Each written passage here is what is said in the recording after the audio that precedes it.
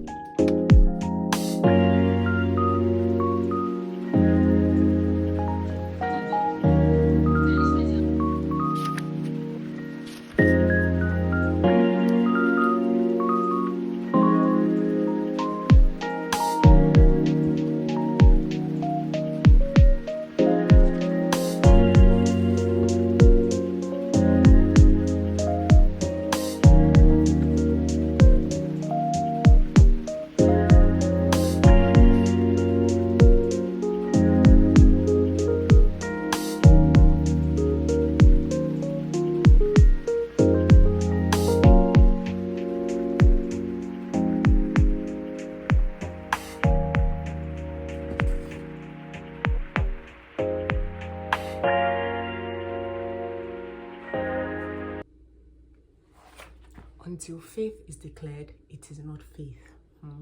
Until faith is declared, it is not faith. So hi guys. So tonight I'm reading Not by Power, Not by Might by Bishop David Oyedepo. But this book is also on my TBR for the month of August, and I'm not using my mic. I hope my voice is loud enough. So I just want to read a few pages, before the day ends, and that will be my reading for I think day 4. I'm not sure if this is day 4 or day 5. Anyways, continue reading. My takeaway from this chapter on the spirit of boldness is until faith is declared, it is not faith. Until faith is declared, it is not faith. We need boldness, right? We need boldness. Yeah. And I'm going to read another line. It says, though there are inheritances in Christ, we need boldness to declare and have them. We cannot be healed except we are bold. There are many things we believe but have not been able to declare. Until faith is declared, it is not faith. Wow. Hi guys, so I just quickly wanted to come on here to update you guys on what I've been reading. So yes, this is the book I've been reading mostly for this entire video and everything. So I have 144 pages left of this book, and I plan to finish it, let's say today into tomorrow, right? I plan to finish it today slash tomorrow. So I have 144 pages to complete. So yes, so my thoughts on this book, I don't know if I share my thoughts now or at the end of the video, but I think it's an interesting story and I'm really curious to see how everything plays out. Because yes, I know how the book is going to end, right? I know how the book is going to end. I know what's going to happen to the main male character and everything.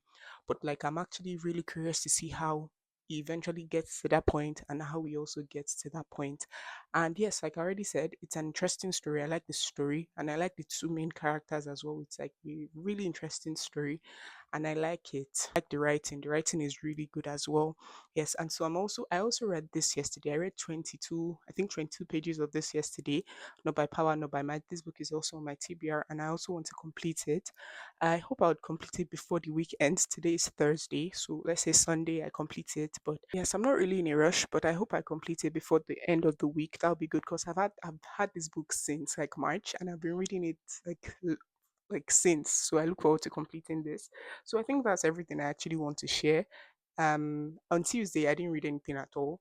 I read on Sunday, I read on Monday, I read on Wednesday, oh I read yesterday, and so that's it basically, and I'll keep you guys updated.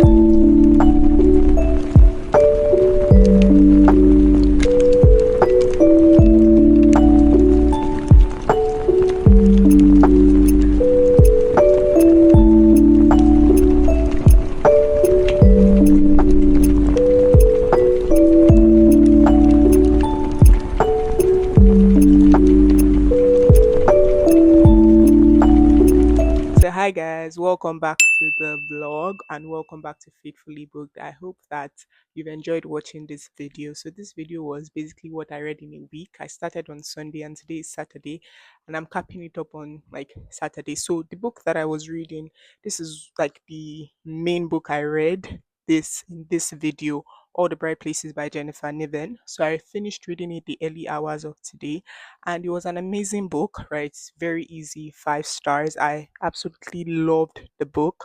The ending was like really emotional and stuff, and I got teary eyed. But this book was actually so good, and I would definitely recommend it. I have a lot to say about this book, but I think that I would, keep it till like I think I would make a separate video for this book because I don't think that I'll be able to do justice in this particular sitting in this particular video. So I took you guys through everything that I read from Sunday down to Saturday. Apart from this, I finished it around 2 a.m. in the morning. I have not read anything today, right? This is the only thing I've read today. So that's basically like what I read in this week. And I think it's sort of realistic, right? And I think that with this video, I actually had to push myself to read this book, right? Because I knew that, oh, I was also like updating you guys and everything. And I had a goal to reach. But I think that this is quite realistic. On Tuesday, I didn't read anything at all. And that's actually how it can be, right? It's like there are days that I read, there are some days that I do not read, right? There are good weeks, there are not so good weeks where I don't read as much. But yeah, I think this is actually quite realistic. I read 4 books this week. Like I actually read like 4 books this week. I didn't complete 4 books this week, but I read 4 books. I read All the Bright Places, like I already showed you. I read Not by Power, Not by Might. I read 22 pages of it this week. I also read Cinder. I started Cinder and I also finished Fourth Wing. But for Cinder and Fourth Wing, it was the audiobook that I listened to and I showed like a short clip in the video and everything. And yeah, I've been enjoying the audiobooks and everything. I'm thinking of making a video along those lines, basically just listening to audiobooks for like a week or something along those lines, right? Something along those lines. So I finished reading Fourth Wing. Fourth Wing was really good as well, and I look forward to making a video about that. I'm currently reading Cinder. I'm about maybe 15% in. I'm not so sure, or 20%, something like that. But I'm also enjoying it, and I also look forward to. I want to see how it actually plays out. Right, I'm really curious about that. So that's it. Basically, that's everything I read this week. 4 books, and I completed 2 books this week. And finally, I've read 20 books this year, and I have 40 more books to read. I don't know, like I can, but like it's like 40 books. They're just like there are barely 5 months left in the year. Can you actually reach your goal? But let's just see. Let's just see. Let's just see. Right. Let's see how it plays out. Let's see how it goes. So I'll just be talking about all the bright places briefly. Like I already said, this is like an easy 5 star, and I definitely would recommend this book. This book was so good. I really enjoyed it. Like it's such a beautiful story. Theodore Finch and Violet Markey, right? They are 2 students, they go to the same school and they meet on the bell tower of their school, the edge of the bell tower, right? Because both of them at that point were contemplating suicide, right? And for Violet, Violet is going through grief because she recently lost her elder sister. And for Theodore, Theodore has had a complicated life. I think ever since he's been young, he has just had a complicated life, right? Even with abuse from his father and other things and his mind and all of that, right? His life has just been complicated, right? And he's misunderstood as well. And even at school, people at school are always calling him a freak, calling him this, right? So all these things are just, coming together. All these things they come together, and obviously that cannot have a good effect on somebody like that is already in that sort of space. Because what I was able to bring out from the book, what I was able to take away from the book is that this Theodore Finch, I think even from how his mother spoke about him, right? He was like relaying it to us, how his mother spoke about him, that he's like a sensitive kind of person, and a sensitive kind of person. Blob says that Theodore Finch is fascinated by death. Every day he thinks of ways he might die, but every day he also searches for and manages to find something to keep him here and alive and awake, right? So, and we don't even really know like what exactly is in quote wrong with Theodore Finch, right? Everything he describes, like I don't know what exactly is in quotes wrong with him. I don't know if that's the best way to describe it. I don't know what exactly is going through, right? For lack of better expression, but we see that he sort of seeks help, and that's something about Theodore Finch, right? That's something about people that find themselves in these spaces, because at times we're like, oh, these people they are or at times people are like, these people they are so selfish, right? You're not thinking about people that you're leaving behind. But we see in Theodore Finch's case, like Theodore Finch actually wanted to live, he actually wanted to be alive, he actually wanted to be awake, and we see how he sought help. Like he actually sought help, right? He would go to the school counselor, he even joined a meeting, right? So for Theodore Finch, it's not that he did not want to be here like that. We see that he actually actively sought help, right? So I don't know, like this, I don't know, it's complicated and everything is actually complicated.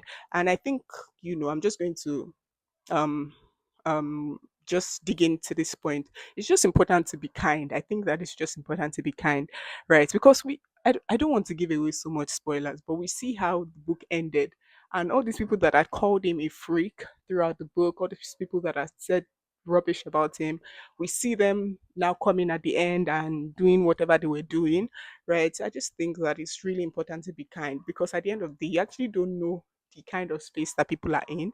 You don't know the mind space they are in. You don't know the head space that they are in, right? Because yeah, they may look okay on the outside and everything, but like you actually don't know what people are going through, right? But even if they are not even going through anything, right? Like it actually doesn't. I don't know if it costs a thing, but like just be kind, right? Like actually be kind to people. Go out of your way to be kind to people, to help people out, because I don't know, people are in different places, right? And for some people, like just something like a bad word or a bad treatment of them might actually just push them over the edge, right? So we see Theodore's struggles in this book. We see how he struggled to be here, how he struggled to be alive. We see the relationship that blossomed between him and Violet, with him saving Violet, right? From with him saving Violet, we see how a school project brought them together, and they were going on wanderings all over their town, Yeah, I think their town, their small Indiana town, they were going on wanderings. Their relationship was just blossoming. We saw the things that Violet got to experience because of Theodore. We saw the things that Theodore also got to experience because of Violet.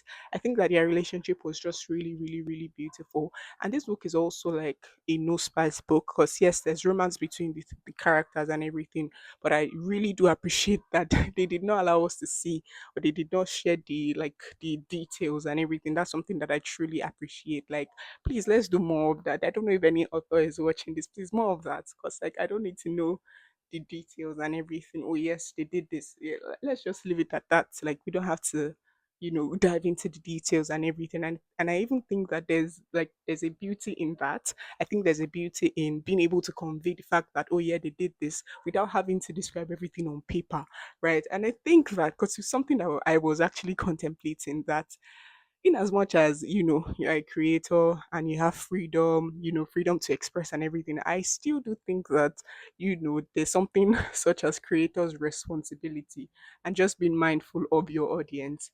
I know that there's a part of the audience that wants to see this thing, but there's also a part of the audience that does not want to.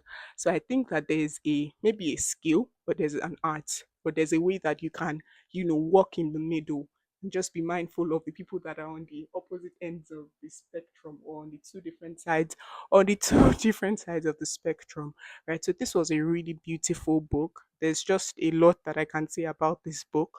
There's a lot that I can actually say about this book, but I don't even know how to say it. I feel like a whole lot more could have been done for Theodore, right? Even on the end of his family. But I also contemplate that, his family was also going through a lot.